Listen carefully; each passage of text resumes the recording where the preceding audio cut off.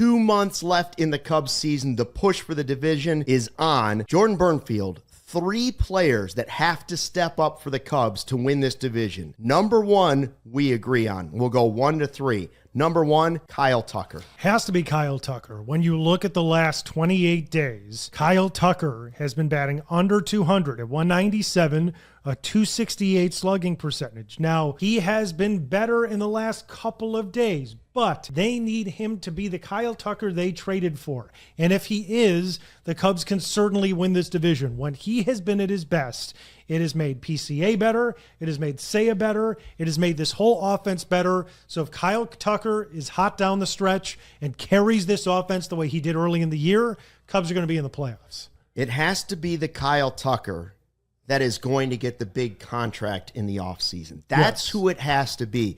I love Kyle Tucker walks. In the last game against the Brewers, 2 hits and 2 walks. One of them was finally an extra base hit, which is another good sign. But as much as I love Kyle Tucker walks because it shows how great of a hitter he is, what the Cubs really need is Kyle Tucker slug. Like the guy that's been leading the Cubs in slug since the All-Star break is Matt Shaw. While that is also great, that can't be the way it's going to be the last 2 months of the season. It has to be the big boys, starting with Kyle Tucker. You need to see his numbers coming back, and you need to see him kind of put this team on his back and say, not only am I getting us to the playoffs, and not only am I getting us deep into the playoffs, I'm going to get that bag of cash, and I'm going to finish big this season. And so I want Kyle Tucker to start to slug again the last 2 months of the season. It takes me back to Kyle Schwarber back in the Cub days when Schwarber was willing to walk and was like, that's great, but his best attribute are the big bombs that he hits out of the ballpark. And so we're looking for big swings out of Kyle Tucker. I'm happy with some walks sprinkled in, but I want to see him swing that bat. They're not paying him to walk. They're paying him to get on base, but they're paying him to hit the ball deep in the outfield and have a high slugging percentage in OPS. He has been a guy that over the course of the season has had an OPS near 900, but it's got to be closer to 900 than 800, and lately that's been falling. Number 2 on the list of players that need to step up for the Cubs to win this division, I think is a pretty easy one. It's Shota Imanaga, the guy who, when we went into the season, said he's 1 or 1A as far as your ace. Justin Steele went down, and then the trickle-down effect was so bad when we lost Shota for 2 months, right? Thank goodness for Matthew Boyd. But the Cubs need to have him be an ace. They need him to step up and shove it for the last 2 months of the season because his last 2 starts, one was yuck, and the one against the Brewers was okay. But when you start to play teams and you're fighting for a division race, the Brewers right now are built on pitching, okay? And if you're going to win playoff games, you better have elite pitching.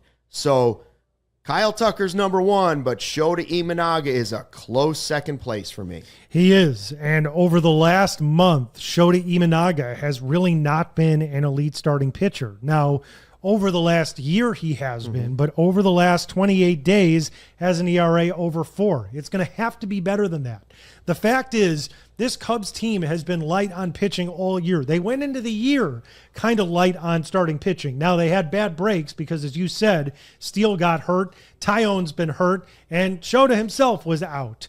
If they want to right that ship and they want to move towards the playoffs as a team that has a legitimate chance to win the World Series, Shota Imanaga probably has to be your best starting pitcher. Boyd's had a great year, deserved the All-Star nod, but Shota Imanaga probably has to be the guy that starts that opening game of a playoff series and has to earn that. By the way, don't forget nothing out of Assad up to this point in the season and pretty much nothing out of Jordan Wicks up to this point in the season. So that's been surprising too. And Ben Brown has really struggled throughout the season. So those are 3 more guys that you thought you were getting big contributions from that just haven't happened. But now it's time to play, and Shota's got to be that guy. I just think he can be. I would like to see less of Shota's funny reactions when he's praying that a ball is kept in the ballpark. Yeah. And I'd like to see more of Shota kind of pumped up walking off the mound because he just struck out the side. That's the difference in the Shota that I want to see. I enjoy watching both guys. I love his reactions to I got away with one. I'd like to see less of those, and I'd like to see more of, how did you like that? Last year, Shota was the stopper. Yeah. He has to be the stopper again down the stretch. All right, number 3. So we've got Tucker's the most important player that has to step up. Shota's the number 2 player that has to step up. And number 3, I wanted to go Matthew Boyd because it's always about pitching. But I think Boyd's just going to be fine, and I don't know that he really needs to step up. He's had one bad start. PCA is the guy, because the one thing that is better than a single superstar player on a team like Kyle Tucker is 2 superstar players and big swings. And PCA is a guy that can ignite a team in so many different ways. I want his head on straight. I want him focused. I want him controlled, but still the aggressive PCA. And I want to see him make that MVP race interesting. And I think he can do it. And I think if we get the first 2 things happening, more so Tucker than Shota, if Tucker bounces back, I think it sets PCA up. It takes some of the pressure off him to feel like he has to do too much. I think they're connected, but PCA needs to play like an MVP candidate down the stretch for the Cubs to win this division. I agree. Look, the connection is the key here. If Kyle Tucker is playing great, it's going to give more opportunities to PCA to thrive, just as it has for, say, a Suzuki all season, just as it has for Michael Busch all season. All of these guys are connected, and the connection piece is Kyle Tucker. That being said, the highest ceiling by far is Pete Crow Armstrong, because of what he can do from a defensive standpoint and what he can do both stealing bases and getting big hits and slugging. Jed Hoyer has said it himself this season.